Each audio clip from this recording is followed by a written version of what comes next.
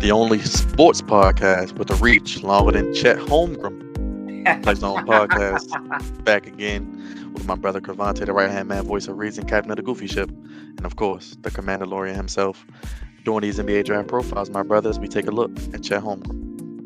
Yes, sir. Yes, sir. Let's jump into another lavish profile we got. You guys know the drill. Hit that like button, hit that bell, comment down below, let us know what you think.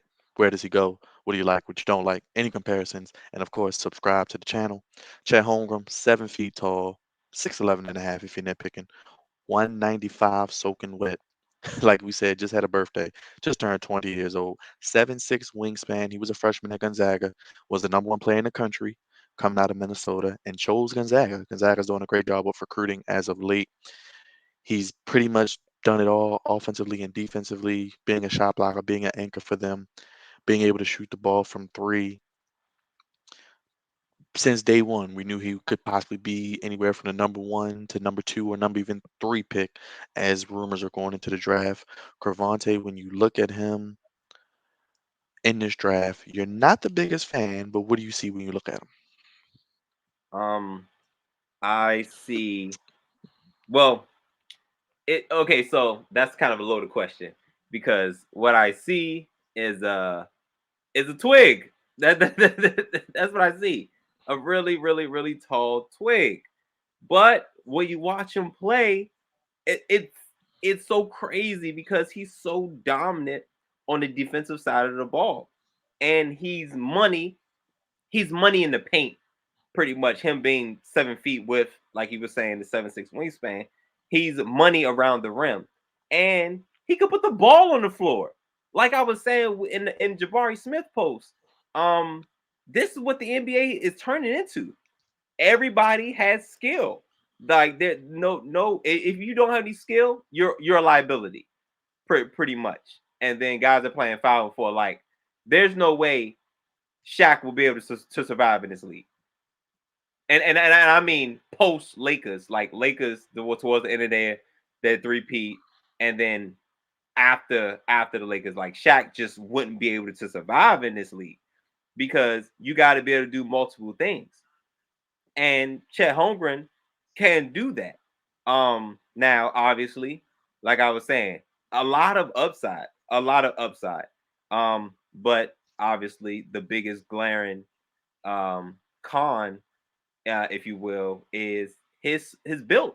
He's small, like you said, 195, soaking wet, but he's 7 feet tall. Even the smallest guys are going to push him around. You know what I'm saying? So his build is concerning for any GM that's going to take him. Um, Strength and conditioning, that's day one with this guy right here. Strength and conditioning, absolute day one.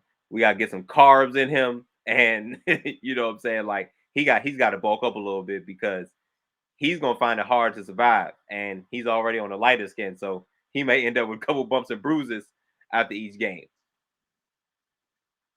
Well, when you look at him, Cravante, he does bring it on both ends.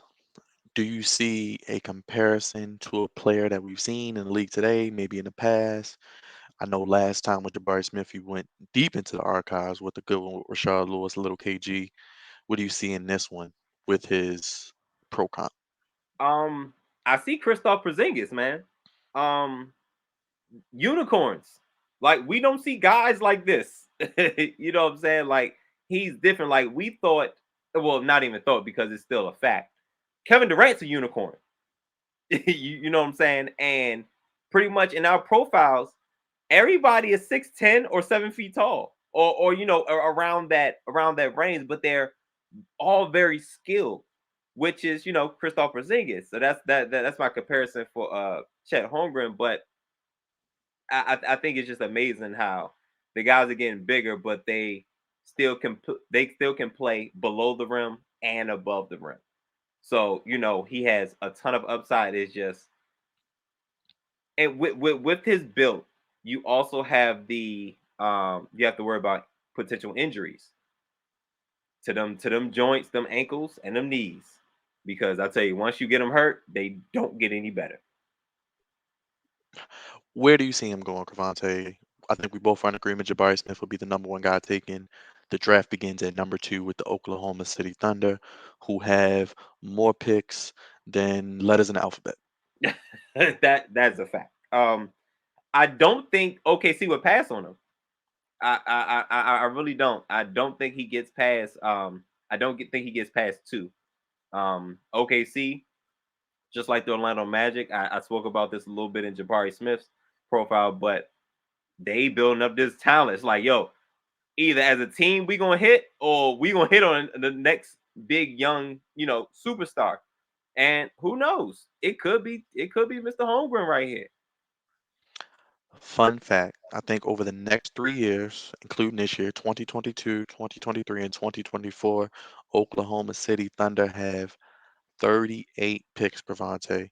19 in the first round, 19 in the second round. That includes pick swaps and all those funny things you can do in the NBA draft and protected picks and all of those fun NBA database things that you have. My goodness. You So only got so 12 is people on the team.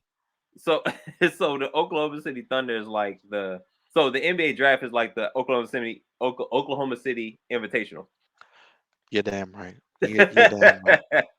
soon soon it's gonna be the NBA draft is gonna be the Oklahoma City Thunder draft, and the Oklahoma City Thunder are on the clock.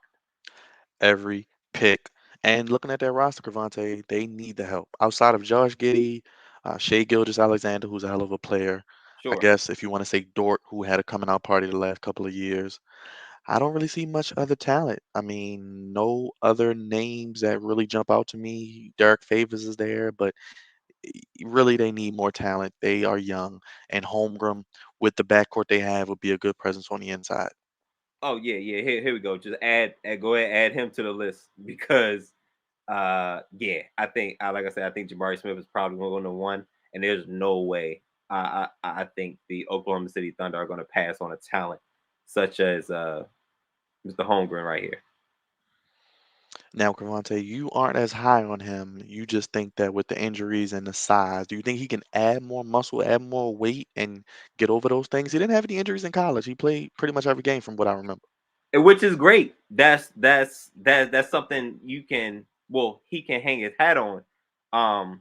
With the potential, obviously injuries are you can't really avoid injuries, but not having them going into the NBA is a great way to start.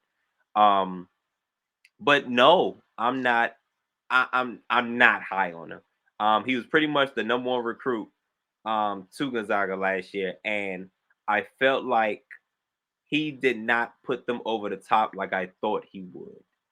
I thought as a team, Gonzaga's team last year was better. I think they were better, and he was supposed to be no more guy. He's supposed to be this and that, and he was dominant for a time. But I just felt like as a team, they wasn't better.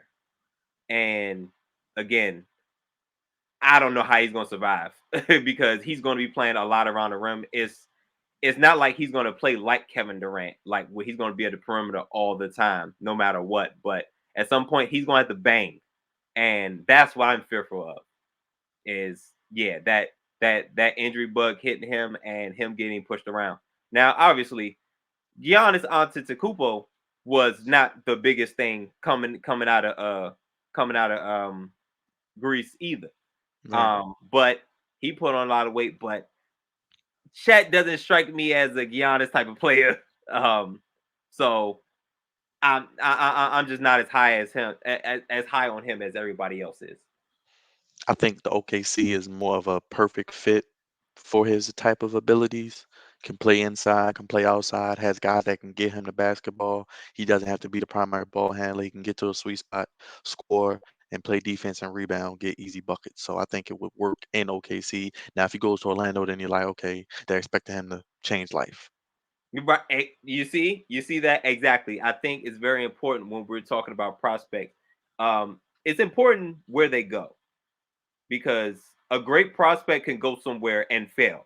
Like we see that happen all the time. So I also think this is a great spot for OKC and him. I think for him, and this is further down the line, he has to be linked with somebody that he has to be linked with somebody in his front court that can deal with the physicality part. Because I mean, how many blocks you think he'll average a game on the weak side? Right. He'll probably be He, up there 2 or 3 a game. he'll be Anthony Davis like 2.5, probably 3 blocks a game if he has somebody else to deal with the opposing team's biggest player. You know what I'm Right. saying? So which just free him up to be like kind of like a rover and play weak side ball. We'll see. Let us know. OKC Thunder fans, NBA fans, Flex Zone family. What do you think about Chet Holmgren? Where does he go? What does he turn into in the NBA? Crevonte isn't as high on him. I think he'll be a solid player. I think he can contribute, especially if he goes to OKC. A lot of talent in the backcourt. He can get easy buckets, and hopefully they, like you said, get him some muscle in the front court as well. But 38 picks, Crevonte. We might get drafted by the OKC Thunder when it's all said and done, brother. Hey man, we got a shot, bro. We got a shot. Hey, make sure you guys hit that like button, hit that bell, let us know what you think, and subscribe. As always, let us know what you think about these draft profiles and Chet Holmgren. We did one on Jabari Smith as well, and we got one more coming for you. Cravante, got a lot more to tank. Let's yes sir, yes sir. Let's get to it. Till next time, y'all. Peace.